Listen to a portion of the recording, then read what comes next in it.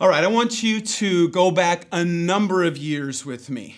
In fact, all the way till you're about 12 years old, because that's where I'm at. We who had been living in a smaller town, and parents bought a new place out on the farm, a country farmhouse. Not a new place. In fact, it was really old, built in 1911, and it needed work, a lot of work. And Mom and Dad were going to do great work on that. We knew, or at least we hoped, and they did. But here we were at this point. The house is vacant. My dad and I were out there to do work on the farm over the weekend before we moved in. It's now dark outside. Dad is out in the yard, and I'm inside this old creaky house at night when it's dark. And I began to walk, and I'm going to go outside and meet up with him. And suddenly I can't get that door open. And that's not a big deal. And then suddenly I hear it.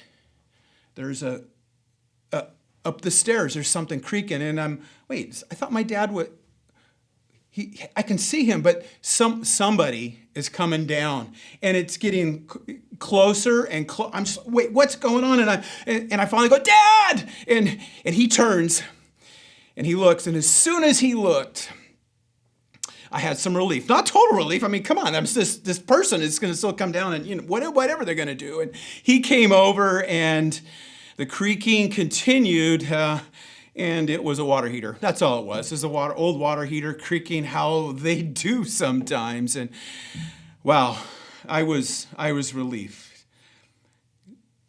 especially when Dad looked at me. Hey, Daily Dosers, my name is Dave Enns, and I'm continuing on in our Psalmist series.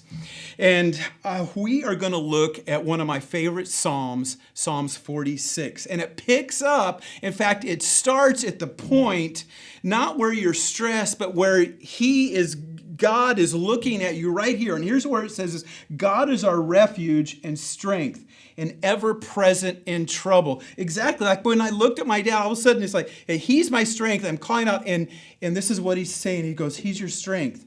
And here's the result of him being that strength. Therefore, we will not fear, though the earth give way and the mountains fall into the heart of the sea, though its waters roar and foam and the mountains quake with their surging. There is a river whose streams make glad the city of God, the holy place where the Most High dwells. And that picture is a river, not a raging, rapid river, but a flowing river that you're like, yeah, this is great to be in, to float in. And it goes on to say, God is within her.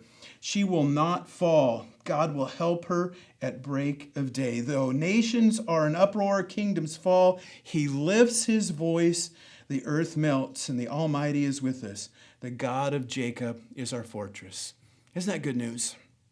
It's such good news. And we need that because life can be hard. In fact, you can say, yeah, I see that God is our refuge and strength, but man, life doesn't always go well. Following Jesus actually means it may even go the other way. It may become more difficult. In life, things happen to us that we can't even explain. And the psalmist here goes on to say, here is how you deal with that. He says, be still and know that I am God. And he's not saying just be literally still, though that may be part of it. He's saying, be still and understand who I am. One author says, be still and know that I am God is not advice to us to lead a contemplative life or to have this major focus over and over again, however important that may mean, but it means to rather to lay down our arms, surrender, and acknowledge that he is the one and only victorious God.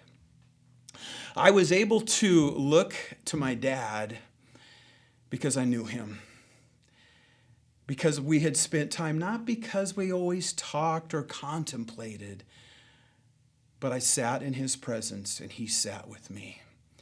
So Daily Dosers, as you go through your day, know that this isn't saying you need to spend hours with him, though that can be good too. But take that moment and to remember about how he is at work and he is in control and he loves you greatly.